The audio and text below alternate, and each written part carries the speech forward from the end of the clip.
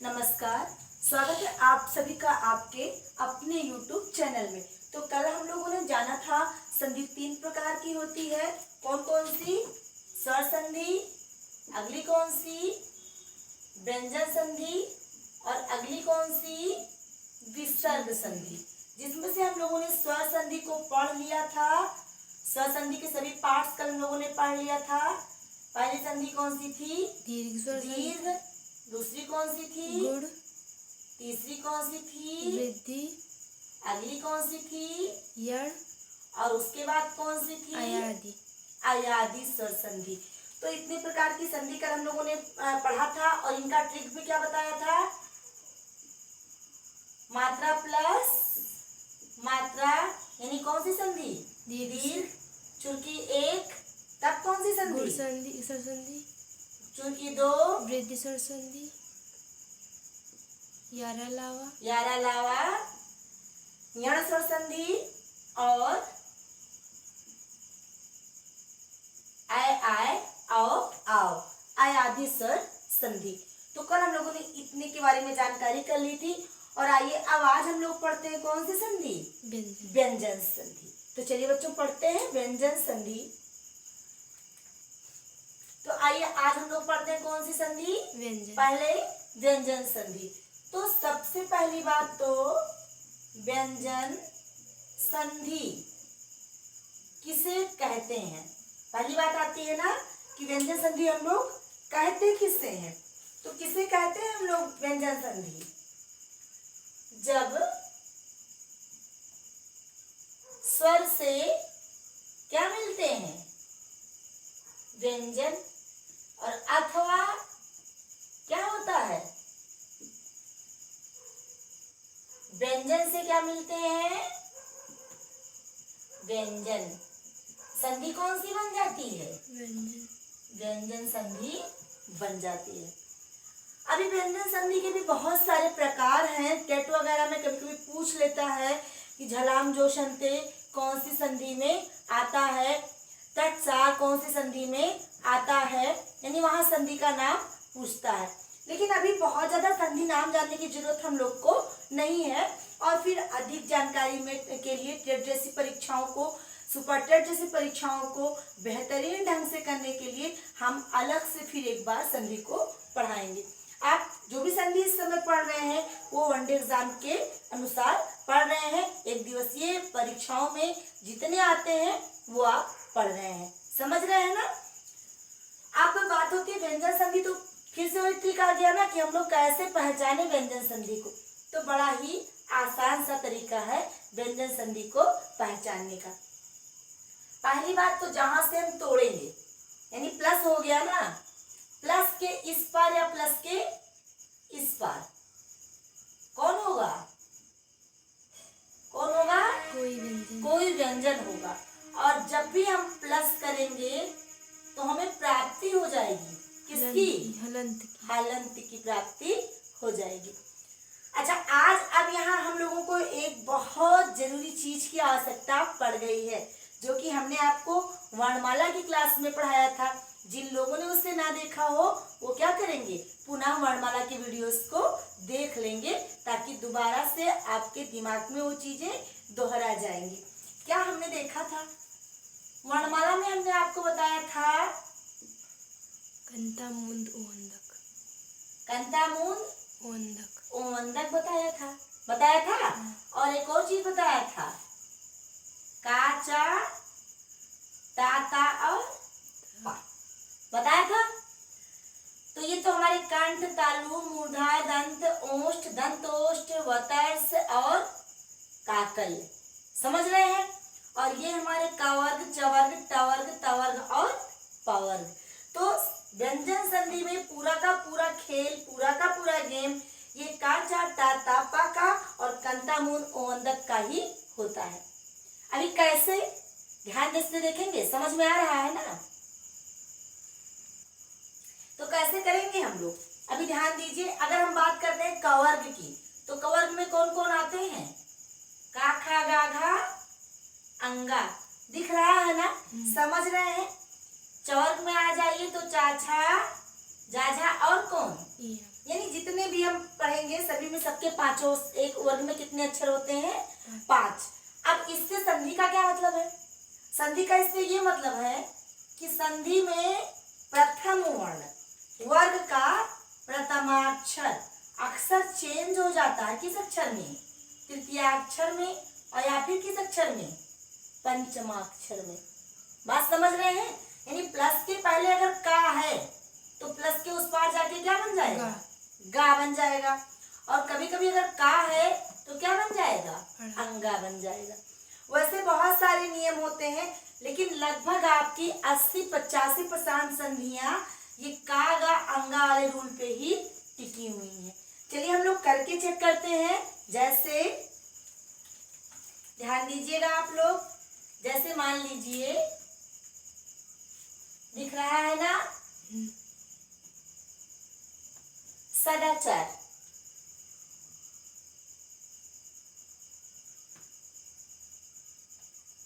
वांग्मय,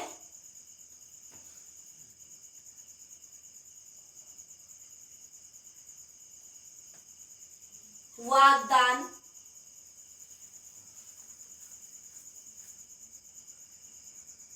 सदगति, इतना हो गया। अब हम लोग चलो देखते हैं। अब देखो कटेगा तो संधि का नियम क्या है कि भाई संधि हमेशा दो बराबर बराबर वालों में होगी। समझौता कब होगा? जब ना हम आपसे जीत पाएंगे और जब ना आप हमसे जीत पाएंगे, तभी तो संधि होगी। और नहीं तो झगड़ा करके नहीं निपट लिया जाएगा। तो इसका मतलब संधि कब होगी? कि जब किसी न किसी वजह से हम लोगों को आपस में समझौता करना जरूरी हो जाएगा। और समझौता के लिए दोनों पक्ष का एक समान होना जरूरी है। तो यहाँ भी वही रूल लागू होगा जो कि समाज में लागू होता है। तो समाज में क्या लागू होता है? हम देखेंगे दो पार्ट हो। अब दो पार्ट देखो क्या बना, ध्यान देख रहे हैं, गलत नहीं लिखना है, भी केवल समझना है। सद प्लस आचार बना ना। अब देखो क्या कहा गया है कि प्लस के पहले जो होगा है, सद प्लस के पहले जो होगा, तो प्लस के पहले क्या है? दा है। तो ध्यान दीजिए, ता था दा हो गया। तीसरे अक्षर में चेंज है तो उल्टा आ जाइए। अब दा किस चेंज में हो जाएगा? किसमें? दा था ता हुआ। वर्ग का पहला अक्षर कौन सा हो गया? ता हुआ, क्योंकि तीसरा अक्षर कौन सा है? दा। तो अगर पहला अक्षर तीसरे अक्षर में चेंज होगा तो इसका मतलब तीसरा अक्षर किस में चेंज होगा? पहले अक्षर में चेंज होगा। तो अब हम पहले अक्षर में चेंज करेंगे तो ये बना क्या? सत प्लस आचार। और ये देखिए आपका ट्रिक हलंत भी लगा है। समझ रहे हैं ना? हम अगले पे चलते हैं। तो अंगा है और हमने यहाँ क्या देखा है? अंगा चेंज होता है किसमें? का में। का में। बहुत अच्छे दिख रहा है ना? तो अब हम यहाँ आएंगे तो क्या बन गया? क्या बना? वक्र। वाक प्लस मैं। का में हलंत लग गया ना। फिर हम आते हैं, अब गा है। अब गा कहाँ चेंज हुआ है? का में। का में। दिख रहा है ना? तो वाक प्लस दान हो गया। अब अगर हम लोग ताथा दाधा वाले पे आ जाएं, ऐसे लिख दीजिए ताथा दाधा और ना। तो ता किसमें चेंज हुआ है? दा में। तो इसका मतलब दा किसमें चेंज होगा? ता में। ता में चेंज होगा। तब यहाँ क्या हो जाएगा? सत प्लस क्या हो गई? गति। तो देखिए इसमें अधिकतर शब्द वही हैं जो तृतीयाक्षर या पंचमाक्षर में चेंज हुए हैं। सबको समझ में आ रहे हैं ना? अब हम आपको कुछ वो शब्द बताते हैं जो तृतीयाक्षर या पंचमाक्षर में चेंज नहीं होते हैं, लेकिन वो रटे रटाए या चुने चुनाए शब्द हैं। यदि आप उनको विच्छेद करना जानेंगे, संधि का विच्छेद करना जानेंगे, तो उनको आराम से पहचान सकते हैं। तो चलिए आप लोग इनको नोट कर लीजिए और हम लोग उन संधियों पे चलते हैं जो कभी कभी तृतीयाक्षर और पंचमाक्षर पे लागू नहीं होते हैं। तो उनको बिना रूल जाने कैसे आराम से कर सकते हैं, नोट कीजिए।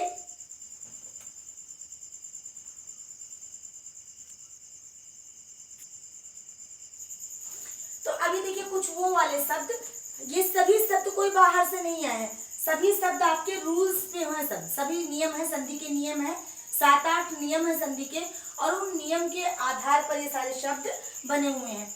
लेकिन आप किस तरीके से बिना किसी नियम को जाने संधि कर सकते हैं, तो इतने शब्द ऐसे हैं, इस प्रकार के जो शब्द हैं जिनका पंचमाक्षर या तृतीयाक्षर पर विच्छेद नहीं हो पाता। चलो करके देखते हैं। देखिए क्या लिखा हुआ है। अब बीच से संधि करेंगे। उद्धार लिखा हुआ है, उद्धार, उद्धार लिखा है ना। तो पहले वही वाला दा को चेंज किया, किसमें आया? ता में आ गया। तो देखते हैं क्या आया, उतना। अब ये क्या है? अब हार ही तो बचा, तो इधर क्या आ गया? हार। क्या बन गया? उत्तम हार। तद्धित में इसी तरीके से तत् प्लस हित। हित। उज्जवल में बहुत आता है ये, उत प्लस ज्वल। ये इतना ज्यादा आता है, चाहे वर्तनी में आएगा, चाहे संधि में आएगा, किसी न किसी में हर हालत में आता है। या फिर सम प्लस गम, और या फिर अहम प्लस कार। समझ रहे हैं ना? तो व्यंजन संधि का नियम समझ में आ गया क्या है कि विच्छेद होगा और प्लस के इस पार या प्लस के उस पार कोई व्यंजन वर्ण होगा, और अधिकतर संधियां तृतीयाक्षर या पंचमाक्षर में परिवर्तित हो जाती हैं। यानी का गा में चेंज हो जाता है, गा का में चेंज हो जाता है, का अंगा में चेंज हो जाता है, अंगा का में चेंज हो जाता है। समझ रहे हैं ना? अच्छा, तो इसे नोट करेंगे। और एक बहुत बड़ी गलत बात है, कल बहुत कम लोगों ने SW दिखाया था। ठीक है, तो क्या करना है भाई, जो आपको SW दिया जाए वो करके दिखाएंगे, तभी तो पता चलेगा कि आप लोग ढंग से मेरी बात को, मेरी पढ़ाई गई चीजों को समझ पा रहे हैं कि नहीं समझ पा रहे हैं। आई बात समझ में? अभी इस समय हम आपके साथ क्या हो रहा है भाई, फेसबुक, ये आपकी लाइव क्लास भी फेसबुक पे चल रही है, उसके बाद डाउनलोड हो रही है। तो कम से कम फेसबुक पे ही आप फटाफट बता दीजिए। समझ में आ रहा है ना? तो चलिए ठीक है, तो इसको भी देखिए और फिर हम आपको देते हैं आज का व्यंजन संधि का SW।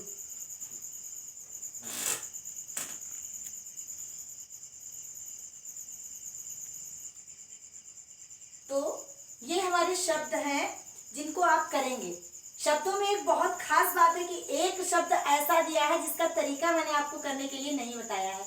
तो आप में से सभी बच्चे, सभी बुद्धिजीवी, बुद्धिमान बच्चे जो भी हैं, वो हमको करके बताएंगे ये कैसे होगा। तो कितनी, सबसे पहला शब्द आपका कौन सा है? दिग्गज, फिर सद्गत, फिर तद्रूप, फिर पंचम, उसके बाद उल्लास, उद्धत, परिच्छेद और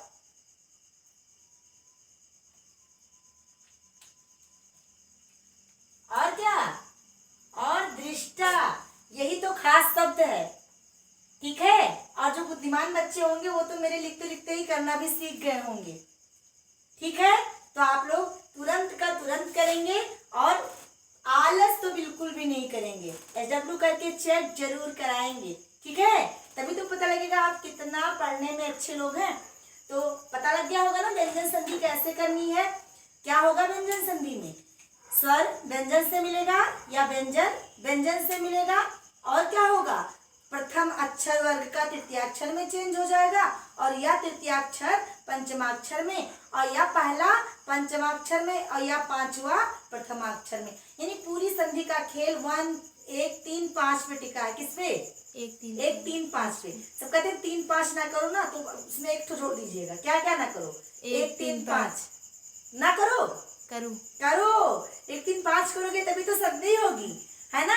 वैसे भी जब एक आदमी 3, 5 करने लगता है तभी क्या होता है? संधि होता है। तो क्या करेंगे हम लोग, देखेंगे संधि कैसे होता है। क्या कैसे होता है? जब एक आदमी 3, 5 करता है तो संधि हो जाता है।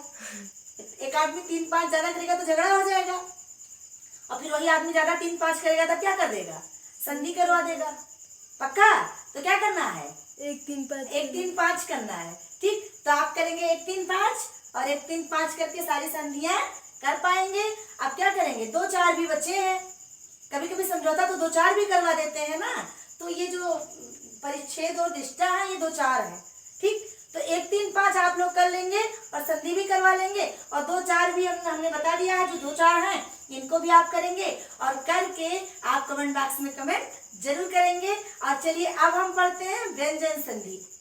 व्यंजन संधि नहीं, अब हम पढ़ते हैं विसर्ग संधि। आप पढ़ते हैं व्यंजन संधि और पढ़ के क्या करते हैं SW, और इसी समय पहले सीखते हैं कौन सी संधि, विसर्ग संधि। आइए देखते हैं कैसे पढ़ेंगे।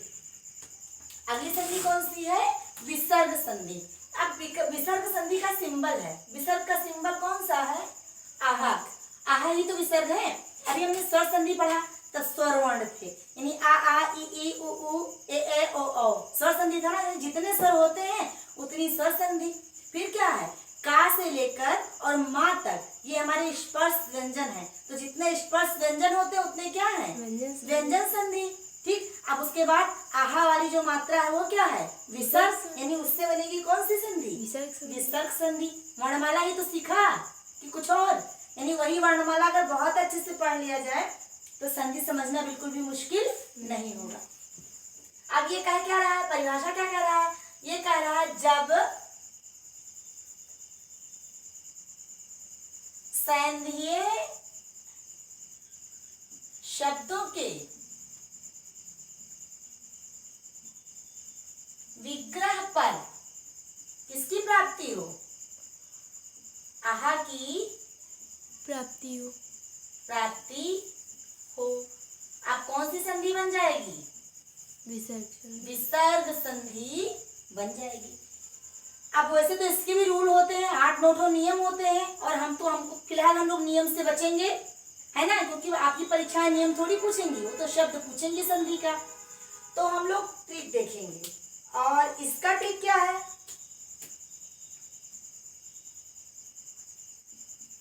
इसका ट्रिक कह रहा है कि अक्सर प्रायः किसकी मात्रा, ओ की मात्रा